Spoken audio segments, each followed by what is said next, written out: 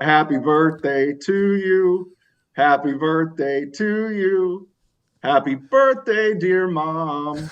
Happy birthday to you. Well done. Well done. Thank you, Chris. How young is mom?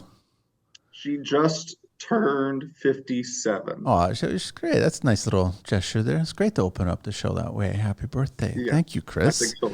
I appreciate that. That's really nice. So Chris.Dall from LP, I guess it's called LP Building Solutions now. Yes. Okay, Yep. cool. And then your official title is Project Manager of Innovation, part of the team, right? Yep. There's a couple of us where our entire role for the company is driving the portfolio forward in the right direction for the industry. Best way to Nice. put it.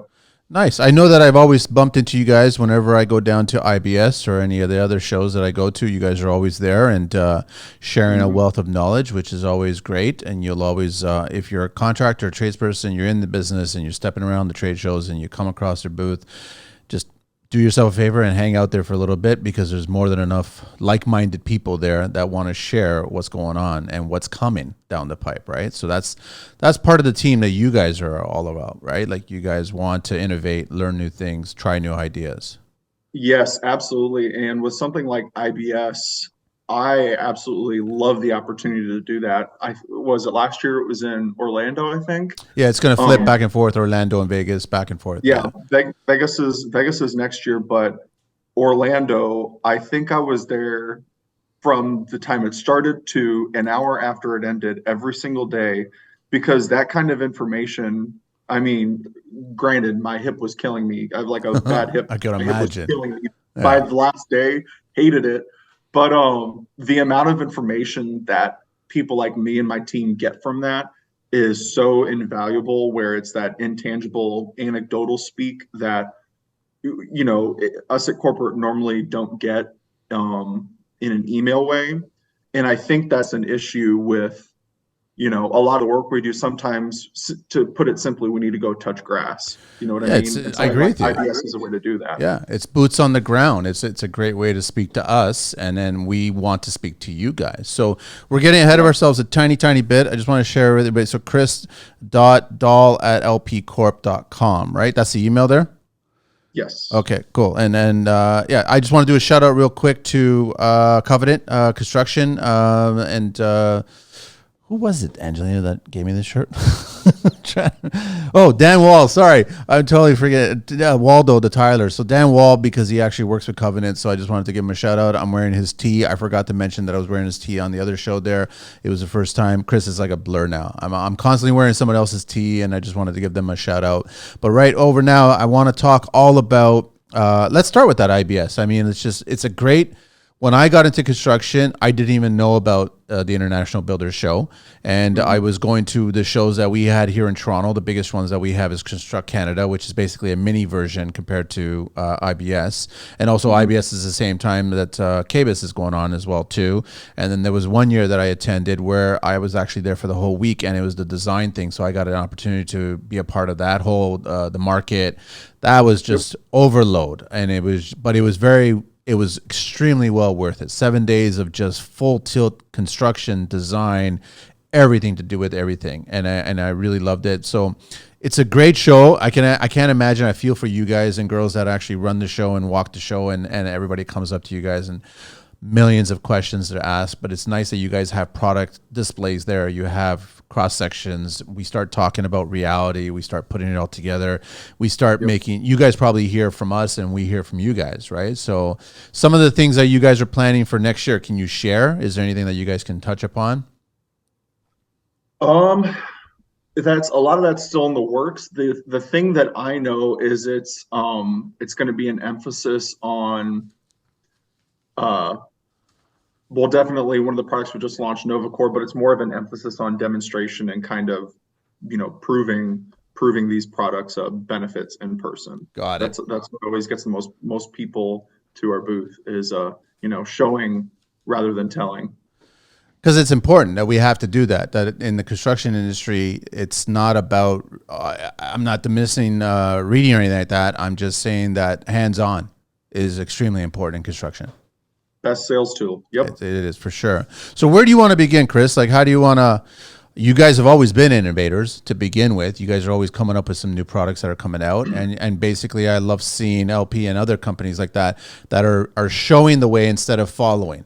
You know what I mean? Yeah. And that's important in construction, because I've always said that construction's definitely not the quickest to adopt. Right? That's it's just the way it works, right? Yeah. Well, it kind of goes back to the if it ain't broke, don't fix it Yes. type scenario. Yeah. And I mean, if you look, here in the States, a lot of the builders that we see around town, of course, we have our big national builders, but a lot of other ones are the mom and pops that have been around for 50, 60, 70 years that have been doing it the same way, the way their dad did it, the way their dad did it. So it's, to introduce a new product that can be honestly a little scary to a builder is it's a tall order. But one thing here at LP that we kind of had an epiphany several years ago is, yeah, we're LP building solutions, but before that we were LP building products. Yes. And the transfer from product to solutions, in my mind, perfectly encapsulates what we're trying to achieve there. Where we're not really providing a product anymore. We're not providing OSB or siding. It's a solution. So it's solving things like moisture or floor resiliency or energy costs or something like that. And that's all about what that hop from products to solutions has been. So something like what my job is now is appealing to those, not only the national builders, but those local builders as well, showing them, not telling them, showing them why these products are important. And sometimes it is about, building a better world, defending those, your build from water or anything like that. But then also sometimes it's code driven. Yes. And we want to help people meet those codes, whether it is energy or fire, something like that, in the easiest way possible. We want to provide a solution for them that's minimal work on their end and minimal work on the code officials' end as well, because we're trying to do all of the technical work up front and then also relay it in a way that's easy to understand, easy to digest, and easy to teach those people that have been using the same product for decades. Can you, I wanted to, like, I've been in construction going on 15 years now. And I remember in the first few years, I guess the landscape of tradespeople that I would pay attention to, the majority of them were the younger ones, right? Every so often you would see a slightly older one. I mean, when I got started, it would have been my early 30s, mid 30s. And all of a sudden I saw, the 50-year-olds, the 60s, the guys that were still staying in the business. But nowadays, when I look at the landscape, it's all young. It's very rare to see a lot of the older. And there is that transfer of knowledge. Are you seeing that this younger group of tradespeople, they're really interested in adopting all these new innovative ideas? Are they almost, because I take from their mentality on tools and trying to get new tools and new techniques and try to build a better business where they can be more efficient. Are they taking that same knowledge towards all the materials that we're using? Are they really reaching out to you guys and talking to you guys in depth? Because I didn't see it in the beginning. I didn't see it 15 years ago. Right now it's a spectrum. Some people, yes, they're very eager to learn about what we have because they're putting it on higher end homes or, their own builds, or they have a very small business where they do 20 houses a year. So they want the high quality stuff. Those guys, they're hungry for that knowledge. And then on the opposite end of that, it's the people are just doing subdivisions and spec homes where they're not concerned, So that's, like I said, it's a full spectrum of a landscape, which when you think about it, it isn't a black and white on and off switch thing where we release this product and everyone wants it. No.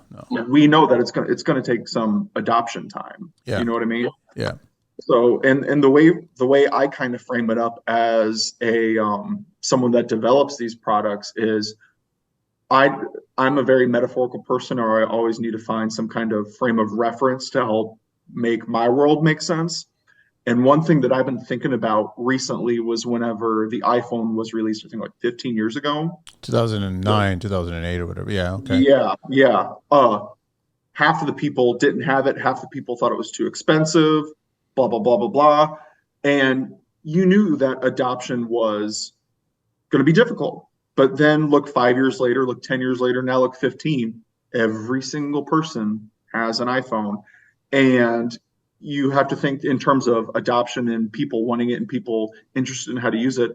That older generation didn't want an iPhone at all. They, you heard the spiel where it's, I just need something to make calls that has Yep. the numbers on it and that's it.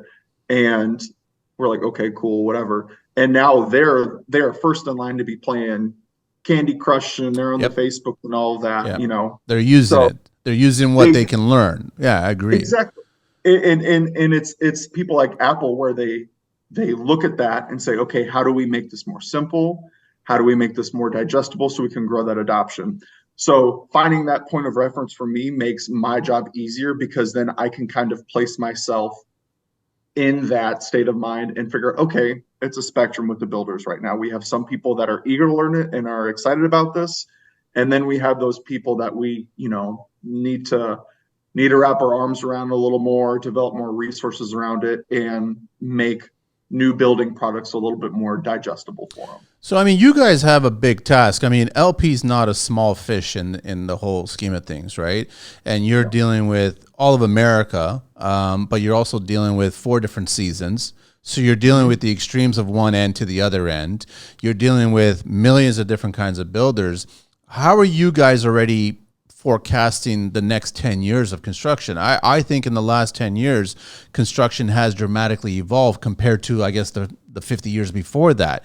And now it's moving a lot faster. It's finally catching up to technology.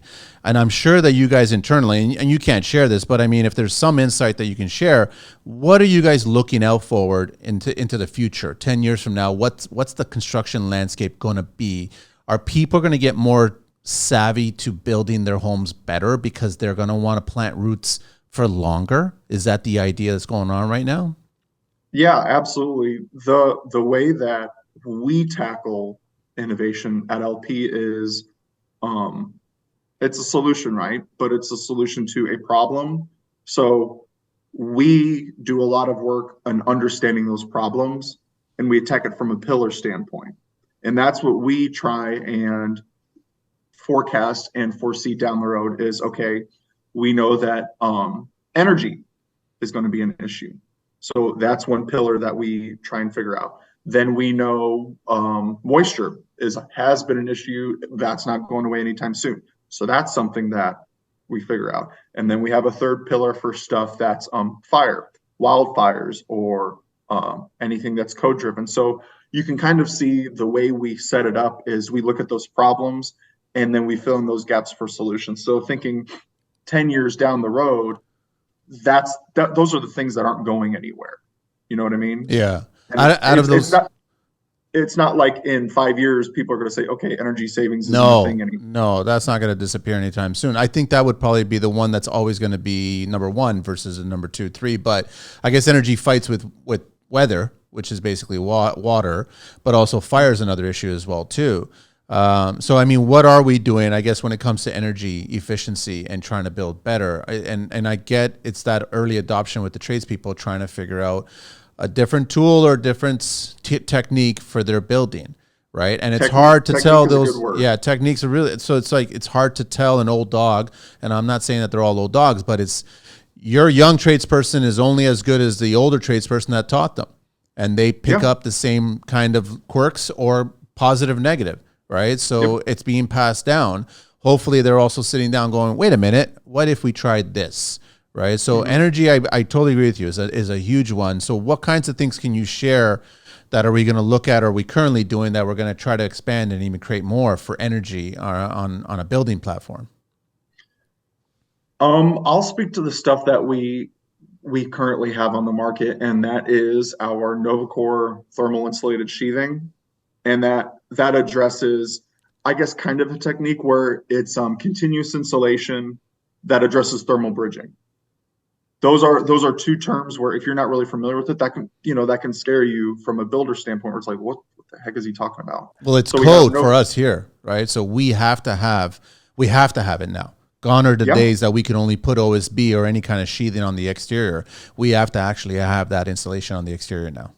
exactly. And not to beat a dead horse, but that totally brings it back to my point about when the iPhone was introduced.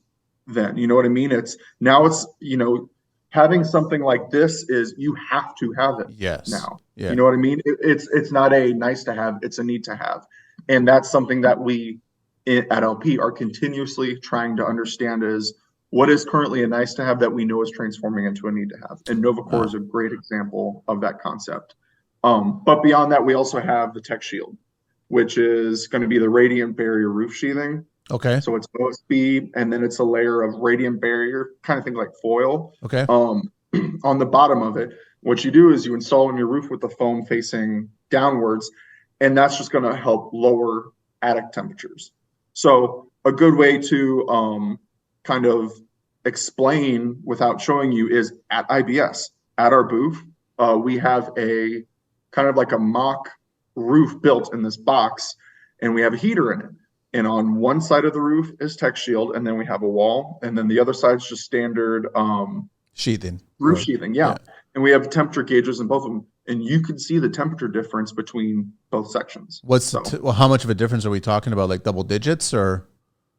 I don't want to misspeak. I don't know off the top of, but there is a difference. You feel it. Okay. Yeah. Otherwise, if we weren't able to kind of put our money where our mouth is, we wouldn't have something like that on display in front of thousands and thousands of people. And it's really interesting that something, as I guess we look at it now, simple, that is creating such a dramatic difference, right? And that's cooling the house. That's keeping the house cool, which in turn reduces your energy consumption, reduces your energy bills. So it's very important at that point. So how thick is that product? Is that the same thing as the actual Nova? Tech Shield? No, it's just going to be that thin layer. Oh, it's just a thin. Oh, that's all it is, eh? Wow. Yeah. Like I said, simple but effective is an easy way to show our products. Wow. What else you guys are doing? What else you guys have? From an energy standpoint, or no energy. Those we have a lot of things in the works. It's not like we're releasing something and then stopping. We're constantly thinking of new ideas and testing things in the field, but we're always chasing after that simplicity aspect as well. So that's kind of the true tell, and where we decide what we release. But like I said, those are the two things that I'd like to speak to for now. Yeah. And because it takes years of collaboration and talking to people at IBS, gauging the market, figuring it out. And with NovaCore in general, we collaborated with a leader in insulation in the country, and that's Owens Corning. Yeah. They've been great collaborators on this product. So that's, like I said, if you ask me about our shining star for energy, the energy pillar, it's NovaCore and the collaboration with working with Owens. Yeah. Do you guys seen? I'm assuming that when you start developing a new product like these two products, you start speaking early on to the tradespeople. You start trying to get an idea from them. Are you going to like this? Are you going to want to cut it? Are you going to need to get a new tool? Like things like that? Yes, this is kind of more of a, in my opinion, a little bit more mundane, not mundane, but an unsexy part of my job is it's so much market research that we pump into before we even really get prototypes going. It is asking the market, what do you guys like to see? Cool. And then they give us concepts. Okay, if we're doing this concept, how do you want it to look? What thickness? We do everything from price points to application to different iterations of it. We do the full spectrum of testing and asking builders and all of that for a long time before we even get a physical sample in our hands. It's good to hear that, because I wish government would do that. But that's a different argument. I don't want to talk about that. Yeah. But I want to. Bridge I don't want to cross. I don't want to cross it. But the thing is, it's good that you guys are doing that, because whenever I've had a problem, I go speak to that specific trade and I have a conversation with them. I don't, that just makes sense to me at that point. When you guys are developing these new products and you've got people, I guess you're getting a connection, a marriage, so to speak, I guess, of science people and then contractors and trying to put the two together. Is that an easy task or is that a difficult task to do that? For us to understand the science and for them to understand the construction. It depends. I think one exciting thing with LP is we do a really good job at recruiting charismatic talent. I don't know if you've spoken to him yet, but I know you are, is Neil Friedberg. Yeah, we just it was a great conversation with him. Yeah, for sure. So Neil and I worked hand in hand for about 2 years on NovaCore. And Neil's one of those guys where his brain is just ginormous and he's constantly firing on all cylinders. And he's one of those guys that just knows the science of it, the dirty details of it. But also, I've seen him out in the field. When we were shooting the NovaCore videos, not only was he the on-camera person that I had talking about this product, but then when the cameras weren't off, he was turning around talking to the framers and, doing all kinds of stuff like this. Yeah. And he just makes it so effortless. And you can just, it's kind of, it's boiling it down to, it's the charisma point where you could just tell the framers are at ease with someone. And he has a social awareness to flip the script from something highly technical to something easily digestible in the field, no less, which is a true talent. I totally got that when we were talking with him. I totally got the sense that he's not afraid of a job site. He's not afraid to get there and get dirty and get into the mud and understand how and why this product works, and why you need it. Like I said, we did the NovaCore videos earlier this year, and it's in the middle of May, hotter than ever, and he's killing it there. And then about a month ago, we just launched a different product, a product accessory for our WeatherLogic panel. It's like a sealant. And I asked Neil to do the videos again. And you could watch it on YouTube, but he kills it. It's another very technical product, but whenever you watch the video, you could just tell it's easy and it's more, you kind of feel comfortable and confident using this sealant that we just released. Yeah, I think he mentioned that it's a caulking, right? Yeah. And I told you earlier, I have to have a point of reference for me to make it make sense. Whenever I saw this product for the first time, I'm like, oh, this is basically like cake icing for a house, where it just comes in a tube, you squirt over panels and smear it on and let it dry. And I'm like, that's all you got to do, and that's creating a weather tight seal. Yeah, for a variety of protrusions. It's, like I said, I would highly encourage you to go watch that video that we shot, because he makes it look so simple. Sealing corners, sealing the seams, doing a window. There's a pipe sticking out. He does that. And he makes it seem simple because it is. Yeah. But us internally, when we're working through the science of it, I'm like, how the heck are we going to make this, easy to learn and easy to pick up on the field? Cool looking for the tradespeople to use, to want to use. Yeah, exactly. Easy, and they want to, and like I said, it puts confidence in the hands of the people that are using our customers.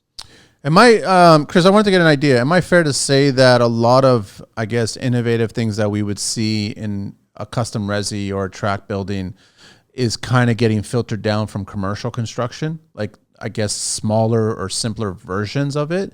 Is that, because I've seen a lot of products. I've seen a lot of stuff come from that commercial industry and then get filtered right down to mostly custom, not so much track building. I will say I've never really thought about it like that, where deduction's the wrong word, but a different version of the commercial being to residential. I've never thought about it that way, but I wouldn't say that you're wrong in that. Yeah. It kind of goes back to that argument that I said about the nice to have versus a need to have. Yeah. Where it's kind of up to the homeowner on the preference that they want in the bones of the house that they're building. Commercial, it's you need to have it, and with a residential, it's do you want this? Yeah. That's the easiest way that I can say that. How much does the homeowner get involved? Because I know, and I've mentioned this several times, it's not the sexy part of construction. It's definitely not the sexy part of your custom-made home. that you want to spend the rest of your life in, or you want to like just sell in a few years or whatever it is. But do they get involved? Are they inquiring about this? Are you guys getting people, homeowners reaching out going, I want to make the best possible home, and what do you guys have? I can speak to it from the structural solutions side, the sheathing side of us. The side of LP that makes siding, I couldn't tell you. I would assume that homeowners get more involved in the preference of what their siding and the actual outside of their house looks like. But the cool products to me, like the sheathing, like the foil, like that's all cool products to me. As much as I also think siding and other kinds of finish is cool, I still think that other stuff is cool. Oh, I'm right there with you. Yeah. I think it goes back to that spectrum thing where it's what kind of builder are you looking at? Is it the ones that are making a few homes a year? Then I think there is more of a discussion on, what kind of subfloor do you want? Do you want a insulated panel, or do you want a WRB type panel? My buddy, I'm originally from the St. Louis area, and my buddy just built his quote unquote forever home 6 months ago. And I was home and I visited him, and it was just the foundation at that point. And he's asking me all these questions where he's like, do we want this floor or this subfloor? What do we put on the walls? They said they want to put this on there. And I just walked it through him. And I think that's, like I said, that's something that we need to help these custom builders easily relay the benefits of it, where I was like, you want the premium subfloor. You don't want the squeaking. You want the moisture resistance. It's going to last. It's going to last forever there. I was like, that's something there. I was like, if I were you, I wouldn't compromise on. And he's like, okay, cool. And it's just little things like that, because the custom builder is giving you those options, but sometimes they don't know how to relay it. And then on the other end, you have a national builder where these guys are building homes 2 years in advance from a planning standpoint, and that's where it's kind of more of a turnkey. Yeah. Where someone's going to buy one of these homes and they're just going to say, it's pretty, it's in a good neighborhood. It looks like my forever home, and that it goes from there. But he wasn't asking you if I had you on my job site, he wasn't asking you about what kind of sill gasket to use, what kind of caulking to use here, what kind of membrane to use here. He wasn't asking you any of that kind of stuff. If he's at my buddy, in St. Louis, in St. Louis there. Oh yeah, he was asking. Okay, okay. I wanted to make sure that he was still asking about all that stuff too. Yeah. Oh yeah, absolutely. And I mean, there's some things I'll be the first to admit where it's I'm not an expert on that electrical stuff, all of that. No, not my forte. But I could help him in regards to cladding and all of that. So I can't wait to go back over Thanksgiving and see, because I'm pretty sure him and his family are moving, and I'm pretty sure it's done. So. Can you, I'm wondering if you can actually share, if you know the information, when it comes to the OSB, the sheathing, and the Nova board, the Nova Core board, what's the structural on that? Because that's actually contributing. You're still stick framing the whole house, but you're applying that, and that's contributing to a stronger structure of the house, right? Yeah, absolutely. That's the whole reason why we have the OSB attached to it. Yeah. Because there's other products out there where it's foam attached to a different type of substrate, but it's LP. We're known to have strong OSB that, like I said, makes a stronger house and really provides that structure. It's the same story here. We already have that high quality substrate. That's why we partnered with Owens Corning too, because we wanted to have that high quality foam attached to it. And Neil could probably speak way more to. No, we chatted a little bit about it. Yeah. I didn't speak to him about the structural point. We talked about more the efficiency, the energy point of it. Yeah. Yeah, he really led the charge on all of that, making sure that by the time we put it on that house where we did those videos, all of us were confident that it was gonna hold up well. Nice. All right, so Chris, I want to take a little bit of history and construction here. Actually, talking about insulation. The ancient Egyptians and Nordic cultures used mud, bricks, and plaster to keep their buildings cool. We're going way back. a decade or Hmm. two. No, this is centuries, man. Ancient Greeks discovered and used asbestos. That's nice. And it named inextinguishable since it was resistant to fire. Tapestries were hung on walls and between doorways in Middle Ages to absorb dampness and block drafts. I didn't know that one. Asbestos gained popularity during the Industrial Revolution to wrap steam pipes, which we all, radiant homes and boiler. It was always wrapped in asbestos pipe, and ships as well, too. In 1930s, fiberglass was invented. Researcher Dale Kleist attempted to create a vacuum seal between two glass blocks, and the high-pressured air turned some of the glass into thin fibers, and that's where we start getting fiberglass insulation. Fiberglass insulation became popular in the 40s. Cellulose insulation was invented in the 50s, but it wasn't until the 70s that it was able to be made more fire retardant and was used from then on. And then we have poly spray foam, polyurethane spray foam insulation was invented by the military in the 40s, but didn't become available to the public until the 80s. It became very popular since it expanded and could fill divots and corners. What are you seeing? Is there a cross section with America on different types of insulation that they're liking? Is there out west? Are they preferring this? Out east, are they preferring that? Central, they're preferring what? Not that my brain still, you just spit off a bunch of facts that I had no idea about. But also now in the back of my head, I'm like, what was the military doing with spray polyurethane foam in 1940? I don't ask those kinds of questions. I don't, because then we'll get a knock on the door. But I mean, it makes you wonder that. Well, I mean, computers and everything. Like a lot of stuff came from military technology, and they were like trying things, and then it gets filtered down, right? To what Well, we. wasn't it? I'm trying to think. Wasn't there? Was it super glue was originally invented for wounds, I think? Yeah, I think Like, so.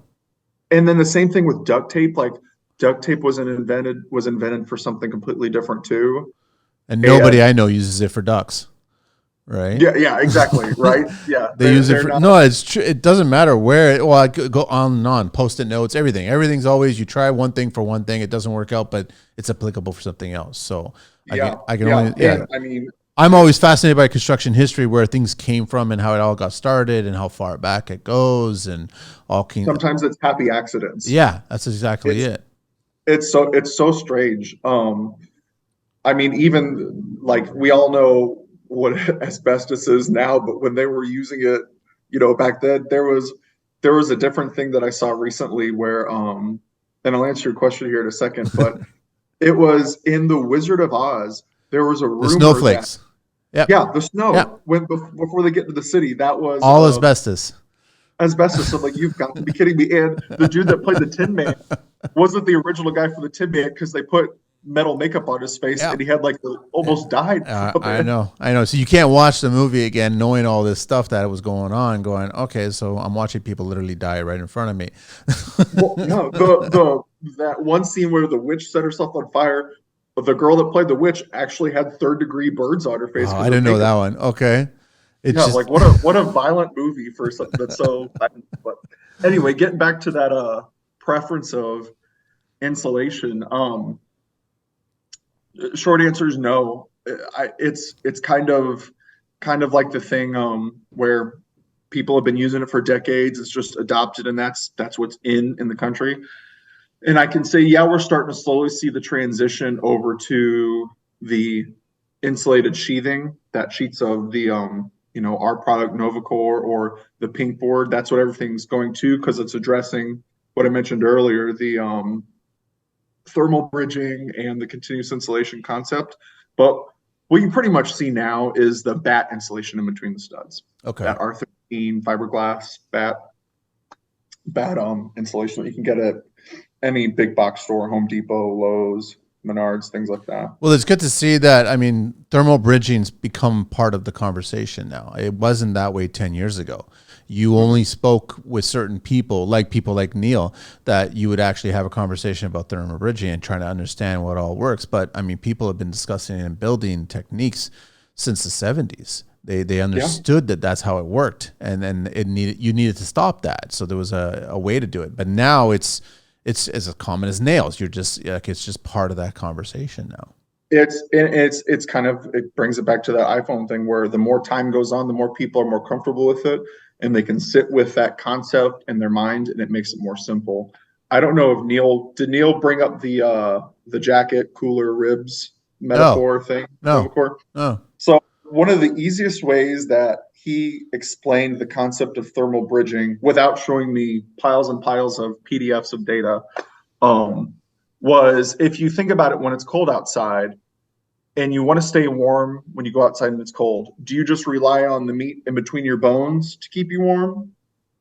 No, you put a No. jacket on Yeah. top of it. Yeah. And and once again, your body's going to radiate that heat into the jacket and bring it back to you. And that's, I mean, that's kind of, it's common sense.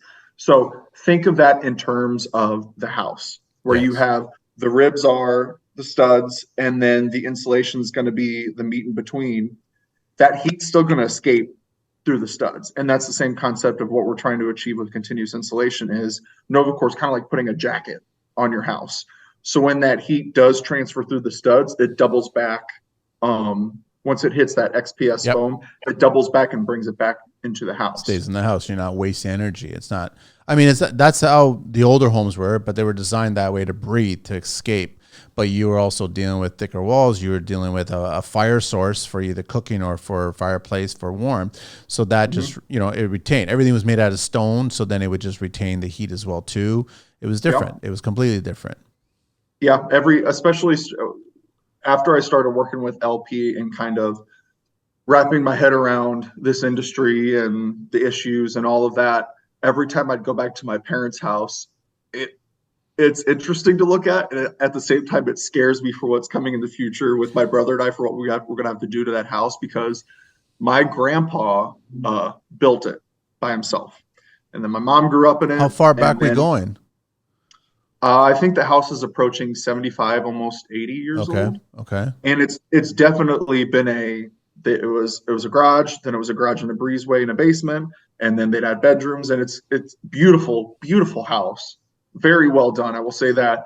But it's, you could tell if you paid attention, it's a yours, mine, and ours thing. But my grandpa built it all, and the ironic thing is, if you go in the basement, he's a World War II vet, all of that. I actually got a picture of Is him that him right there in the here. cowboy hat? Oh, nice. Yeah, What was his name? Edmund. Edmund. And he's Yeah. flipping the bird. Yeah, he's a cool guy, drinking a beer, cowboy hat, and everything. But he's a World War II vet, and he worked on the Air Force Base in St. Louis.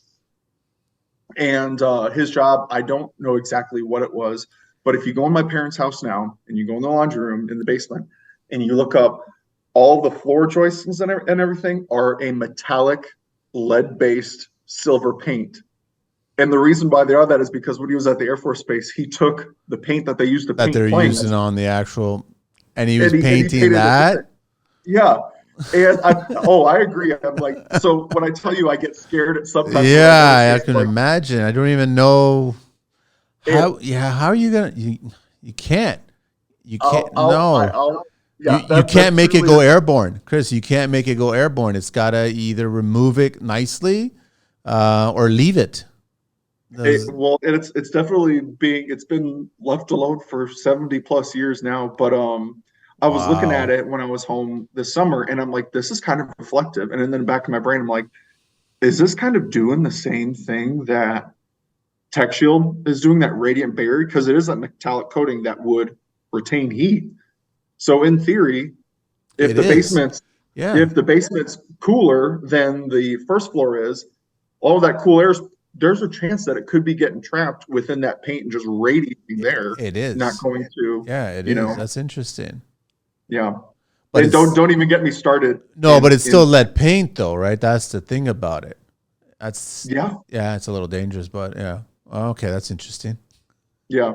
But there's little things in that throughout that house that I know next month when I come home, I'm gonna have to climb in the attic and get the Christmas tree down. And I already know what it looks like. I don't know what type of insulation they have in there. I know what it looks like, but I'm almost like too nervous to ask and figure out what it is. But Did he paint the underside of the rafters there? No. no, No, that that is wasn't. just a lot of nails and hardwood. Okay. That is it. Yeah. And he built it by So hand? yeah. Wow. Good for him. Yep. Yep. All brick and all of that. And then my parents, when I was a baby, they added like one more room and all of that. But the fun thing though is so I mentioned how my grandpa used to work on airplanes at the base. My mom out of college worked for Boeing Okay. and on a lot of their fighter jet products and whatnot. Um, and some Boeing checks came in over the past few years, and they put a pool in the backyard. They've been working on this for about 18 months now. Gorgeous, beautiful pool, and like clockwork, we're getting ready to do the testing for NovaCore on certain houses and stuff. And I'm getting the biggest guilt trip ever about why I can't provide the sheathing to my mom at no cost to build this pool house that they're doing now too. Yeah. And I'm like, oh, Bob, you got to be kidding me. I'm like, I can't do that. That is such a conflict of interest. So I can't do that. But what they did end up doing was use our Smart Side product Okay. on the pool house, and it's a beautiful white Bourne batten, and it's cool to see now where I have the house that I grew up in. I'm a little mad that they waited until I moved out and all of this to build a brand new pool and a second house and whatnot, but it's a gorgeous site in the backyard now too. You can All use that. the pool when you're removing all the lead silver paint or Yeah. remodeling the main house or what's going on. You could take a break there. Yes, yes, exactly. And I will say when they built the bones of it and finished the house this summer, I definitely had opinions on all of that. I mean, obviously they I think they wanted some other type of cladding, and it was interesting and weird for me to put my foot down. My parents would be like, "No, you need to build it with Smart Side," because I'm like, I've seen Dad use a weed whacker before. I don't want to hear you complaining about a rock going through the wall or something like that. I was like, once again, we prove it. I've showed videos of our Smart Side. I was like, it's just going to bounce off and you don't have to worry about it. So It makes me think, Chris, about LP and you guys. I mean, you guys have a lot more older homes than we do here in Canada. We're constantly building new homes, and that's just how we are. We tear it down and build a new one. That's their solution for home building. But in America, you guys keep a lot of the older homes. Does LP pay attention to all the different styles of homes and how they were built, and pay attention to how it evolves, and then take that information to all the products today? absolutely, we will segment our business into different buckets.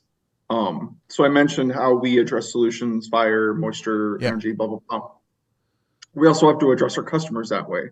So you mentioned we have the commercial buildings, we have the multifamily apartment complexes, things like that, the residentials, and even that's a custom home build all the way down to kind of a spec home. There's a spectrum there in itself. We have sheds. And then one other part is the whole renovation market. We have a team of people at LP solely focused on that. How do we market to those renovation type people? What types of products are they looking for? What areas of the country do they need this? Is it more of a flooring type project or whatever? We have sales teams, marketing people, growth and innovation people, all working on projects just to address that existing home market. Yeah, because it's ever evolving, right? So even when you solve one problem, or if there's just a remodel of an extension or a part, or it's another floor or whatever, but then you have to figure out, how do we tie in the new with all the old, and how do we make it so then the whole house is an actual proper home at Yep. that time, right? Those are all challenges that come across your board, right? Yeah, absolutely. And I can't speak in detail about that, but it's certainly things at the forefront of my team's mind is, you know, if it's a new build, we can make a really energy efficient house. That's great. We have that on That's lock. too easy, Chris. That's way too Yeah, easy. Come on. it You want a challenge. and that's what we deal with now is okay, what about someone that's adding a sunroom or redoing a certain part of their house? How do we bring something that was built in the 40s and the 50s up to today's standards? And that's where my job gets more difficult, is figuring out that kind of stuff. How do we go about asking the market what, because the science is there, the products are there. Neil can speak about that till the cows come home, but it's us where we figure out, okay, how do we sell it at the right price point to the people where they feel confident that they can install it, and us at LP are confident that we achieved what we set out to do in that house, whether it is an energy thing or moisture or a combination of both or anything like that. That's where it gets really difficult from a growth and innovation standpoint. So, Chris, if you were building your own home and you're tackling it, how would you start the process? How would you? I mean, because I'm assuming that, outside of the architect and the designer, you've got some ideas of where to begin and where to end. Well, um, I'll say this. So I currently own a condo in Nashville, and mine is all built from, it's a majority of concrete and glass and sheetrock. I love So Nashville, by the way. You guys have those little, what do you call them? The bar carts or whatever. What are they? pedal taverns. Yeah, yeah, yeah. Yeah, yeah. Like that's year round, Probably. right? That's year round. It does Oh it, yeah. or actually, they don't stop. Like they just keep on going. Like, Yep. That's pretty much a cultural staple for us. And ironically enough, I mean, we see them yes, constantly, yes. constantly. And us at LP just moved into a brand new office, and we're probably about 2 blocks away from where that mecca is of where Yes, you get yes. on and off of Lamar. So you guys hear the hum. It's nearby, but it's a beautiful town. Beautiful town. I love It's it. Yeah. Oh yeah. Oh, I absolutely love it too. I've been, like I said, LP's the reason why I was able to move down here. I've loved Nashville since I was 18, and it just kind of worked out perfectly for me where, I found LP. LP brought me down here. It's been perfect ever since. But the ironic thing was we had a tornado almost 3 years ago, Okay. and it blew through a majority of Nashville, and it destroyed everything in its path. And unfortunately, one area that it blew through was my first apartment complex. So if you went on CNN and you saw the headline for the tornado in Nashville, it was my complex, because an entire chunk of the building completely Whoa. wiped away, where it looks like someone took a bite out of it. Wow. And that was, I mean, granted, I was dealing with a lot at that time. A lot of stuff was happening for me, but some of the things that do stick out were these chunks of building products everywhere. Yeah. And it was in a different setting. It would have been cool for me to see this, but it at But that that was point in my time, place. Yeah. yeah, it kind of just made me sick. And so that's why I found this place that I now own. But when you talk about forever homes and how I build it now, seeing what East Nashville was built out of and what survived and all of that, I've kind of framed it up where, for me, I know that I'm 99% positive I'm never leaving Nashville. I also know that I grew up in an old house. I said that earlier. Yeah. And So you've it's, got a love to for those me, older homes. yeah, to Yeah. me, it has so much more character. So when you ask me how I would kind of develop my forever home, best case scenario, I buy one of these beautiful old homes that did survive that tornado a few blocks that way. You know, a few of my buddies already own some of them, and they're gorgeous. But what I would do is, to that R&R standpoint. So I would make sure, for me, number one is making sure that the moisture part is addressed. Um, Energy, yeah, we know energy efficiency is coming, but I want to make sure that that house is sealed from a moisture standpoint. So I'm going to be looking at the walls. I'm going to be certainly looking at the roof. I'm going to be looking at where the roof and the walls meet. That's going to be priority number one. Next, it is addressing the flooring part. I'm a big guy. I don't like to hear squeaks in my floor. Most of these houses have hardwood floors. I want to know what that looks like. For all I know, it could be the same scenario that my parents have, where there's airplane paint under it, Yeah. you know? So that's going to be the other part that I address. And then I will say, given my role, given my expertise, I'll figure out the energy part when I get to that point of buying a house like that. because it is ever evolving. And I truly don't think that we have hit, the pinnacle or the peak of where these products are going to be and what's available in the R&R market. I really do think it's still at a very ground level point in the industry. So by the time that I do have that house, there's I'm sure there's going to be products that are available that don't even exist yet, that are just I agree. an idea in the back of people like Neil and I's brain. Yeah. No, I totally agree. And I guess lately I've been having a lot of respect for the HVAC crews because now you can actually control quite a bit the temperature of a home. I guess homeowners and also tradespeople have a better understanding of how to control it. So we all know that it's a classic that the basement is always the coldest, and then the main floor is one temperature, and then depending on the season, the top floor would be either hot or cold, right? But now we're able to put sensors on each of these floors and get a better understanding of why those floors are different in temperature when reality, each floor should be within a degree or two, and that's where your home should be. So now I think homeowners and tradespeople, like I said, they have an understanding of how to change that. So you're getting a property, and I agree with you. I'm in the same mindset.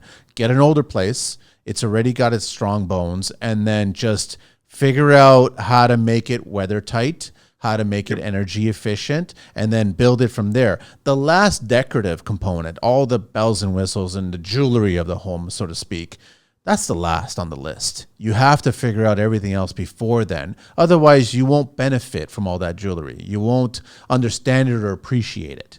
Absolutely. I'm trying to think of there was something over the past 2 weeks where I was in a meeting with a home builder, and they were talking about our siding and what our siding looks like and da da da da da. And they're talking about trends, what we see houses looking like from an architectural design standpoint. And the only thing that was repeatedly going through in the back of my head is preferences change, preferences change, preferences change. And I'm a very timeless type of person where anytime I buy furniture or anything that, is going to cost more than a financial decision that you probably need to think through, I immediately think, is this going to look dated in 5 years? So when you talk about jewelry and fancy stuff, for me, I know if I'm spending time and effort and money into something that I want to get joy out of, i.e. my forever home, I want to make sure that it's something timeless. And I want to make sure that that isn't going to be compromised by a moisture issue or anything like that structurally where it would damage the integrity, meaning the floor starts bowing in, or like I said, you start seeing mold in the ceiling because your chimney wasn't sealed properly. And it brings me to designers and architects, and I'm not saying this as a negative, but I just feel that tradespeople in general are a lot more welcoming to making that home a forever home or wanting to build it with certain techniques. I can't speak for the architects. You guys probably speak to architects and designers a lot more. But I know that designers want that jewelry and that finished stuff forefront. That's what they enjoy. They're not constantly thinking about inside. I call it the inside of the cavity of the wall. They don't understand the, once that other side of drywall, it's not their domain. It becomes a different world to them, right? For the majority of them is what I'm not trying to generalize all the designers out there. But I mean, are you seeing the architects and designers kind of embracing this mentality where it's like we need to kind of focus on these things? Otherwise, like you said, it's going to start to fail. Yeah, absolutely. I never in a million years thought that when I started my role at LP that um, a huge load of work when I would launch an insulated sheathing was having meetings with architects and getting them, speaking to them in a confident manner that gets them comfortable with using this product. Because they already understand the science of it fine, but it's almost like they want to do a gut check, talking to me, making sure that they can use this product. I don't know if that fully answers your question, but because I only get a chance to speak to architects and designers like hardly ever. I'm always constantly talking to tradespeople. So I'm always picking their brain, trying to figure out. But when I do have an architect or I do have an engineer or I do have a designer on site, I'm going to pick, I'm going to ask, I'm going to inquire, and it won't be a conversation about architectural lines, and it won't be a conversation about where to put the rug. It won't be about those things. It's going to be about the home. Are we understanding the home? Yeah, and it's, in my experience, if you approach conversations like that from, first of all, not a defensive standpoint, Yeah. you don't want to tell them what the product No, is. no. You, Open you, conversation. Yes. yeah, because here's the thing: is we can go into it with confidence because, as I said, we've spent years and years and years of development on this product. We can speak to the intent of what we put out. That's fine. We're just there to address the concerns of the person we're talking with. And once we address those concerns, it's pure collaboration. Yes. We're collaborating with these architects on, okay, well, I normally build these types of houses. What would you recommend for that? And that's the heart of how we can build that confidence in the field, is that open collaboration with people like architects, because it shouldn't be an argument or, an exchange of dialogue. It should be a conversation driving forward. How can we adapt? I love that you said a collaboration, because that's exactly it. There's no, I don't know anybody out there that can build a home from scratch, from the beginning to the end, all by themselves, right? You have to work with other people to make this happen, to make it a reality, right? Mm-hmm. So and that includes the designers and the architects as well too. So yeah, and it goes back to what I said about LP hiring, the charismatic, competent and capable people. Is we're open to that collaboration. We'll be honest with you, we don't have it all figured out, but I can tell you what we can do is we can figure it out on the fly and come to a solution if need be. I want to share some building codes. So this is our Ontario building code, OBC, Ontario Climate Zone. So you got nice sunny weather down there in Nashville. Sorry. So I know, I know. Yeah. You guys never see snow, or do you? No, you see. Rarely. Yeah. Rarely. As often as Vegas might see snow. Yeah. But it's funny because where I grew up, we got snow in St. Louis all the time. Yes. And then when I went to college, it was closer to Chicago, and you'd walk in a foot. I sound like an old man. Cold snow, by the way, in St. Louis and Chicago. Cold snow. Dry, flat plain snow with the wind. We'd be walking to class in sweatpants, and it's nothing. It's cold. So it's fun whenever the city shuts down. Nashville will shut down at the threat of a quarter inch of frost, and it's just so entertaining because half of these people are just terrified to drive in anything remotely close to that type of weather. They just don't know how to do it, huh? That's interesting. Zone comparisons. So we're actually going to compare some zones here. So zone 5 is no HRV in zone 5.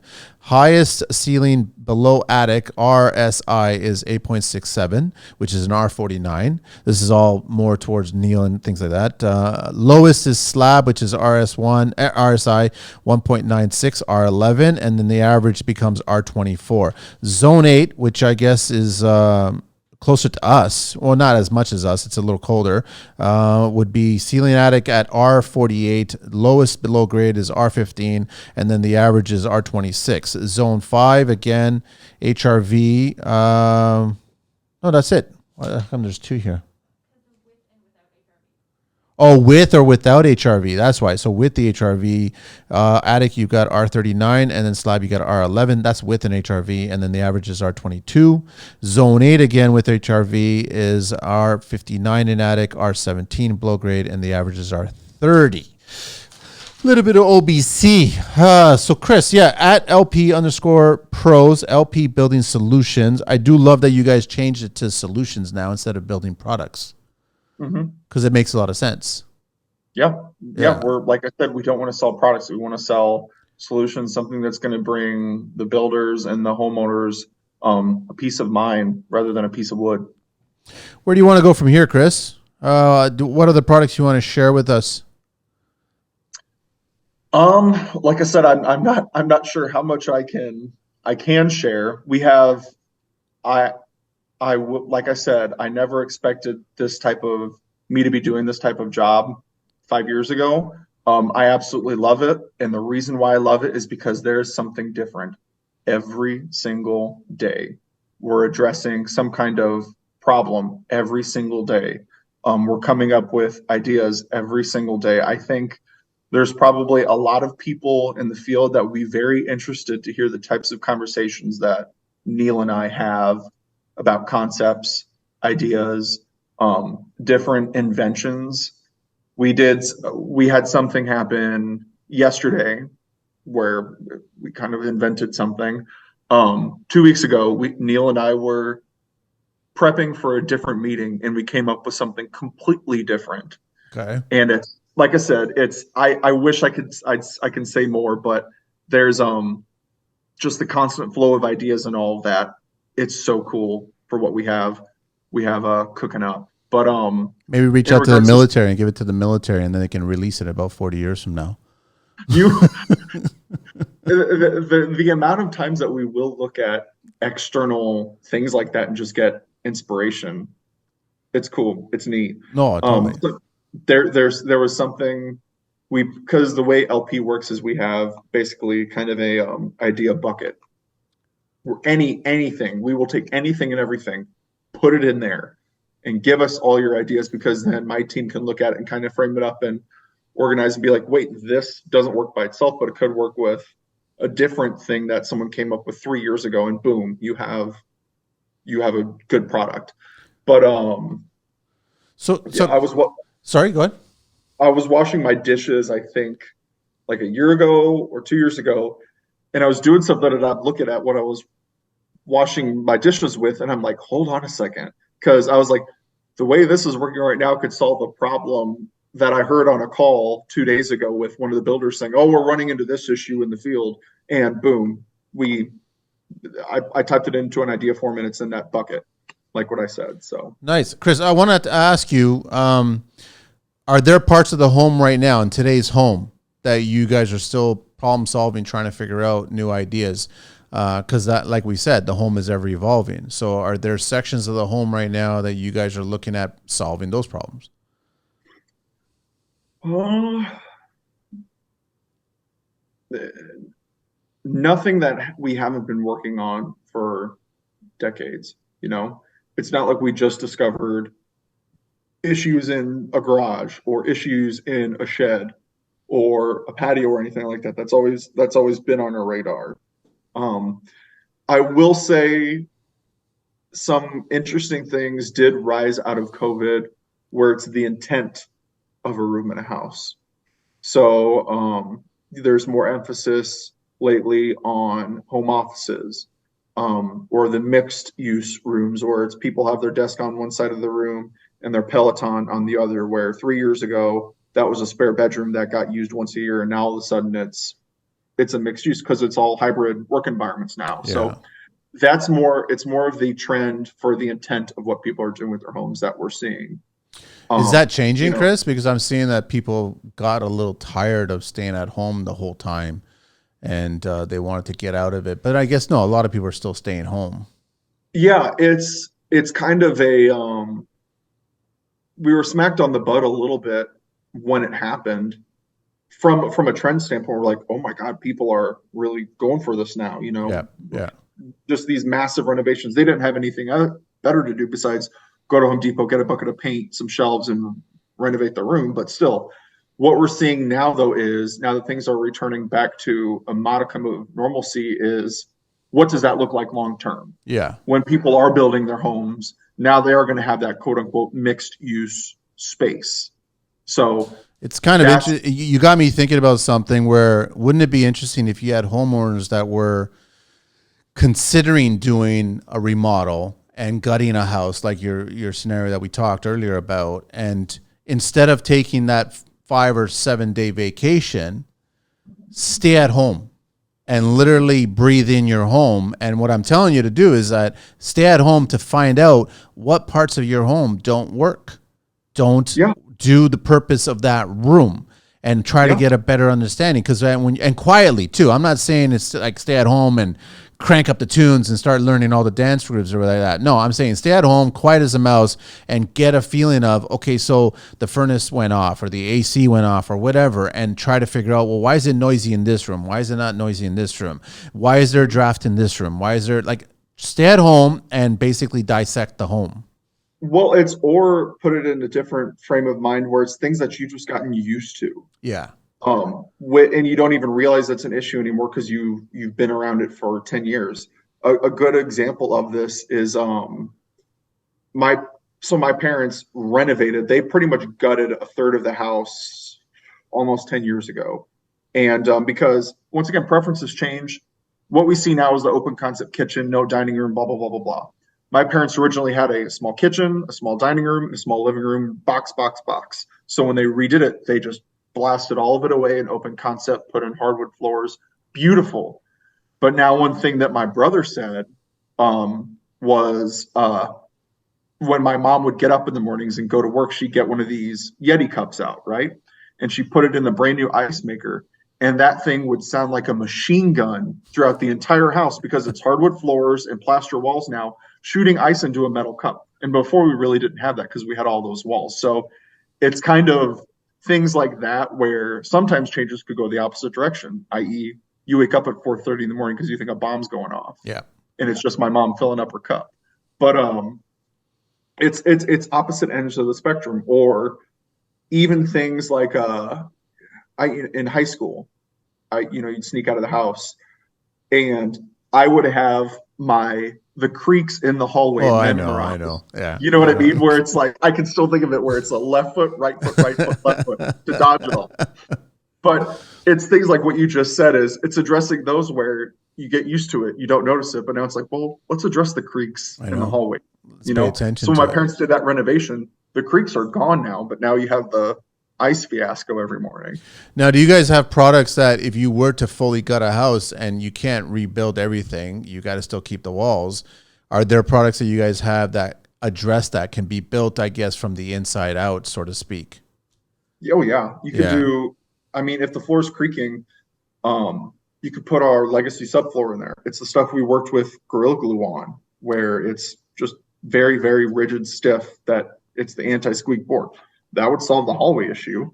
I mean, we don't have any products for sound, but I mean, you could build a thicker wall in between the kitchen and the dining room again, what my parents had, that would address that ice issue and the sound of whatever's happening in the kitchen you can hear across the house now. So there's, like I said, it's the collaboration. We're there, our team's trained, our builders are trained, we try and keep our customers trained to have that collaboration. We give them the confidence so they can speak to ideas like this on the fly. And we did all the work up front to know that it's going to work.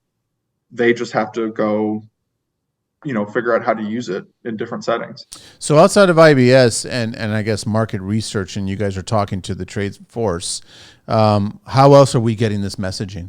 How else can we get this messaging? Because, I mean, we have blinders when we're building. We have that pallet that's here. It's got that material. We start building.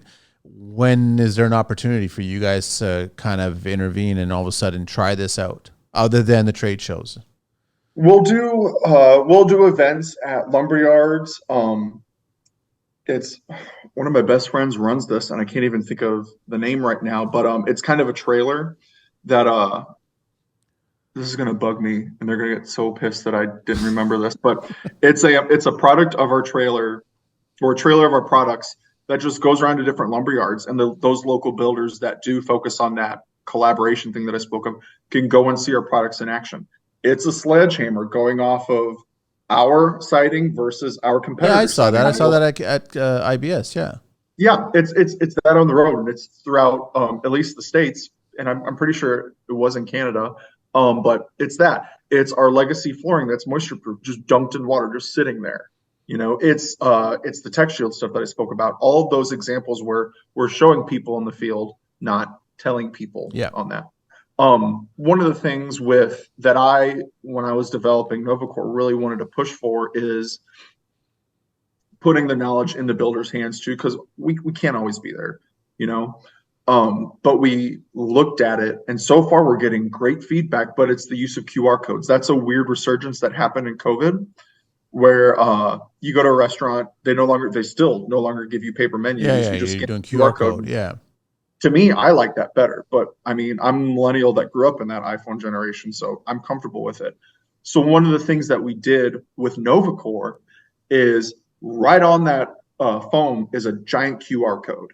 And I said, I want the builder to scan that, and I don't want them to be scrolling. I want it to be user intuitive, because that's another reason why the iPhone was a success, is it's user intuitive. It just works how you think it would. Yep. So I wanted to develop a way where builders or people in the field can learn about NovaCore on the spot, know how to install it, feel comfortable about it because we have someone like Neil speaking to it, and it's just easy. We can get that information without an agent of LP being on the field.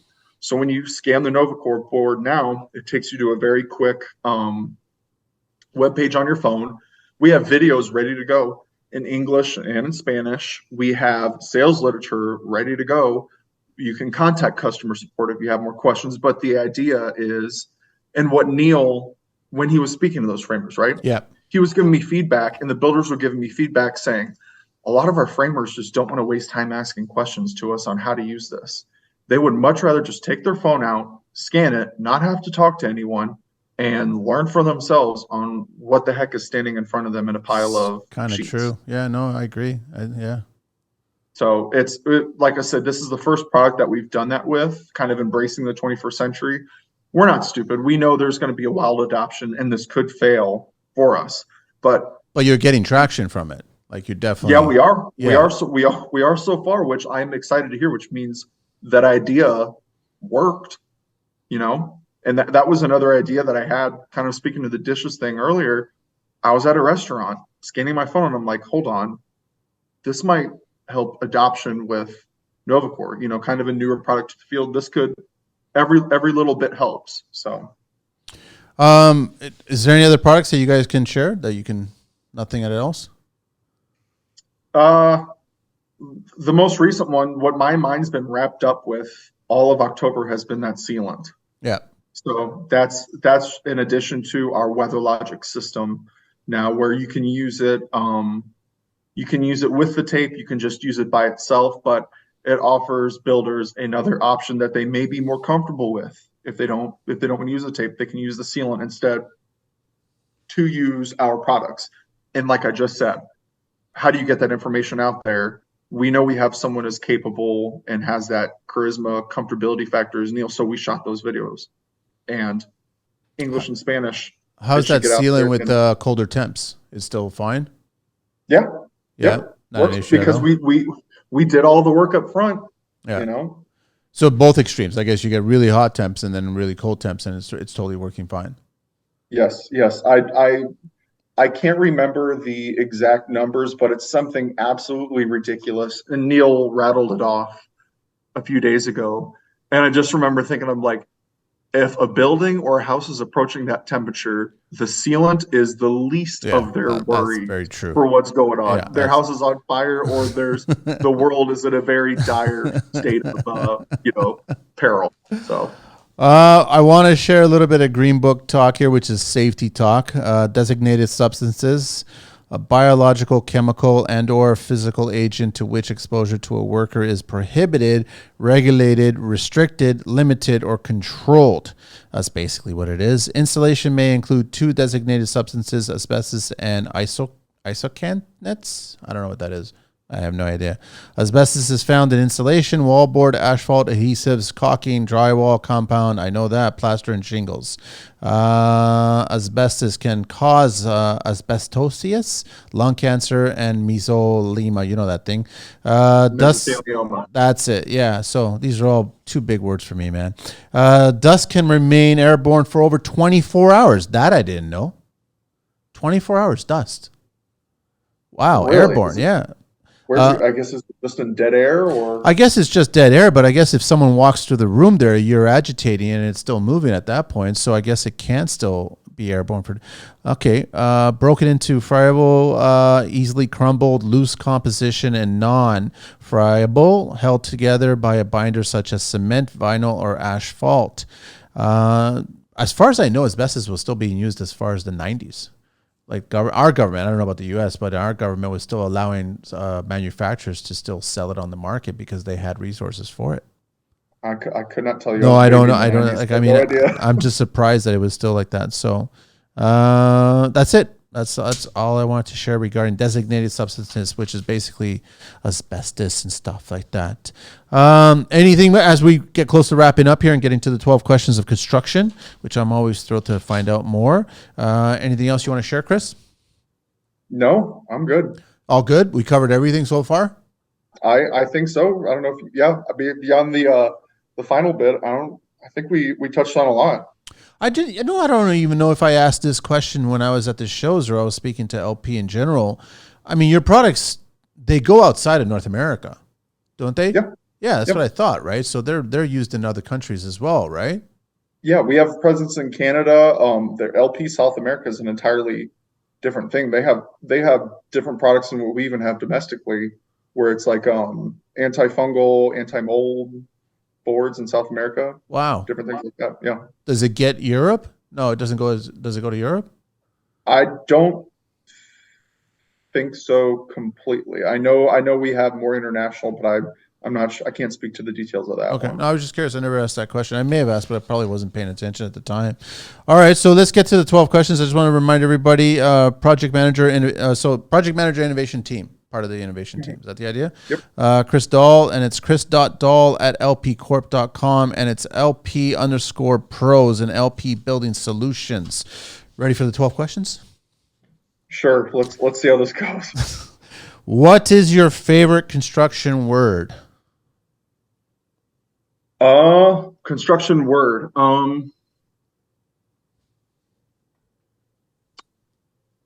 it be two? Could be a phrase, could be two, could be whatever. Yeah. There's no rules, no cash do it. prizes. Let's do it. That's what it is. When I hear that on the field, let's do it. Let's go for it. It just means that something's getting done, and if you're on the construction site and have enough confidence to say that, whether it's blind confidence, ignorance, or whatever, let's figure it out and go from there. What's your least favorite construction word? Maybe. What turns you on? Indecisiveness. Yeah. What turns you on in construction?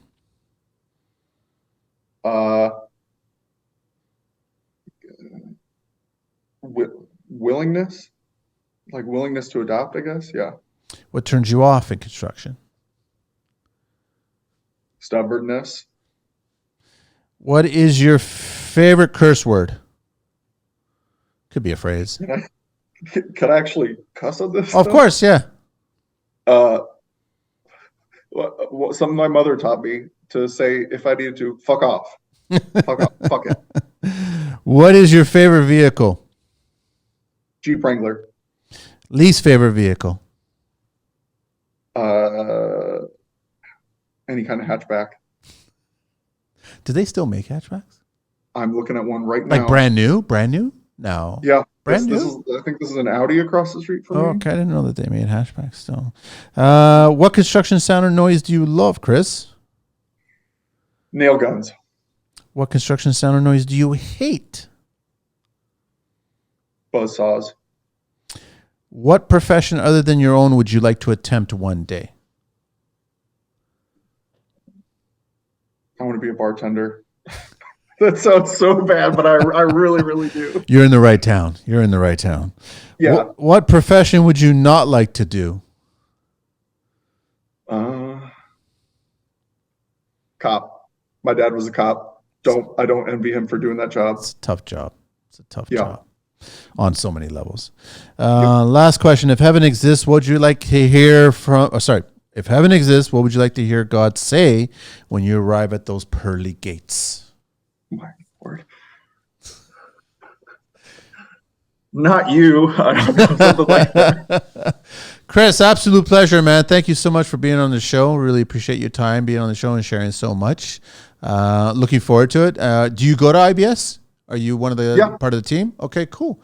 So we might actually bump into each other. Yeah, no, yeah, cool. Absolutely. Come say hi. Yeah, for sure. I always stop at you guys at your booth there. So everybody, again, Chris.Dall at lpcorp.com, and it's LP_pros and LP building solutions. What's the website again? The website is what? Corp.com. Yeah, that's what I thought it was. Okay, we are out of here. Thanks so much. Thanks so much, Angelina.